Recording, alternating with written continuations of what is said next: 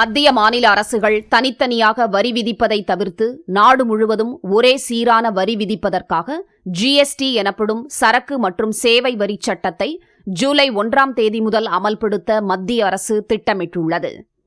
ஜிஎஸ்டியின் துணை மசோதாக்களான மத்திய ஜிஎஸ்டி மசோதா, ஒருங்கிணைந்த ஜிஎஸ்டி மசோதா, யூனியன் பிரதேச ஜிஎஸ்டி மசோதா, மாநிலங்களுக்கான இழப்பீட்டு மசோதா ஆகியவற்றை திங்கட்கிழமை மக்களவையில் அருண் ஜேட்லி தாக்கல் செய்தார். அந்த மசோதாக்கள் மீதான விவாதம் நேற்று நடைபெற்றது. விவாதத்தை தொடங்கி வைத்து பேசிய நிதியமைச்சர் அருண் ஜேட்லி, ஜிஎஸ்டி மசோதா அமல்படுத்தப்பட்டால் சரக்குகளை எளிதாக நாட்டின் அனைத்து பகுதிகளுக்கும் கொண்டு செல்ல முடியும் என்றார். பின்னர் பேசிய காங்கிரஸ் எம்பி வீரப்ப மொய்லி, ஜிஎஸ்டியில் 18% வரிப்பிரிவில் ஏராளமான பொருட்கள் இருப்பதாக குறிப்பிட்டார்.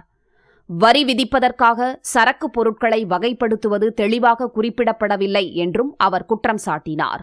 தொடர்ந்து சுமார் 7 மணி நேரம் நடைபெற்ற விவாதத்திற்கு பின் ஜிஎஸ்டி மசோதாக்களில் செய்யப்பட்ட திருத்தங்கள் வாரியாக குரல் வாக்கெடுப்பு நடைபெற்றது. The question is that clause 1 enacting formula and long title do stand part of the bill.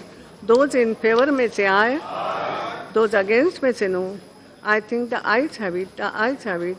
Clause 1 enacting formula and long title stands part of the bill. The minister may now move that I move that the bill be passed. The question is that the bill be passed. Those in favor may say aye.